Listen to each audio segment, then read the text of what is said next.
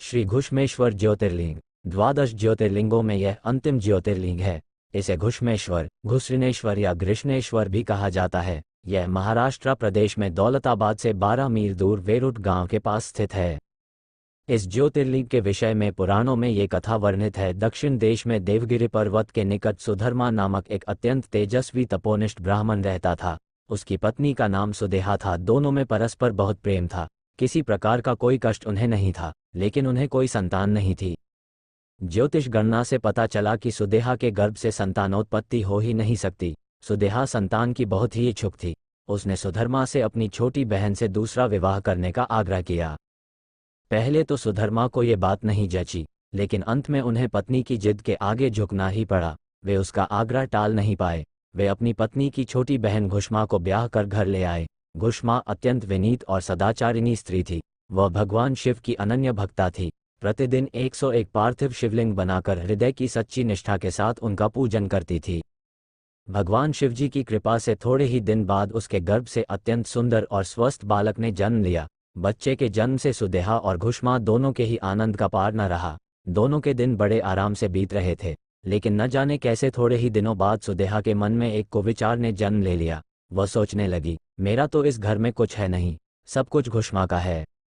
मेरे पति पर भी उसने अधिकार जमा लिया, संतान भी उसी की है। ये कुविचार धीरे धीरे उसके मन में बढ़ने लगा।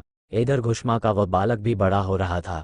धीरे धीरे वह जवान हो गया, उसका विवाह भी हो गया। अब तक सुदेहा के मन का कुविचार रूपी अंकुर एक विशाल वृक्ष का रूप ले चुका था।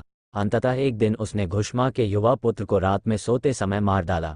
उसके शव को ले जाकर उसने उसी तालाब में फेंक दिया जिसमें घुष्मा प्रतिदिन पार्थिव शिवलिंगों को फेंका करती थी। सुबह होते ही सबको इस बात का पता लगा। पूरे घर में कोहराम मच गया। सुधर्मा और उसकी पत्नी दोनों सिर पीट कर फूट फूट कर रोने लगे, लेकिन घुष्मा नित्य की भांति भगवान शिव की आराधना में तल्लीन रही, जैसे कुछ हुआ ही न हो। पूजा समाप्त करने के बाद वह पार्थिव शिवलिंगों को तालाब में छोड़ने के लिए चल पड़ी। जब वह तालाब से लौटने लगी, उसी समय उसका प्यारा लाल तालाब के भीतर से निकलकर आता हुआ दिखलाई पड़ा। वह सदा की भांति आकर घुष्मा के चरणों पर गिर पड़ा, जैसे कहीं आसपास से ही घूमकर आ रहा हो। इसी समय भगवान शिव भी वहां प्रकट होकर घुष्मा से वर मांगने को कहने लगे। वह सुदेहा की घनौनी करतूत से अत्यंत क्रुद्ध हो उठे थे। अपने त्रिशूल द्वारा उसका गला काटने को उद्यत दिखलाई दे रहे थे।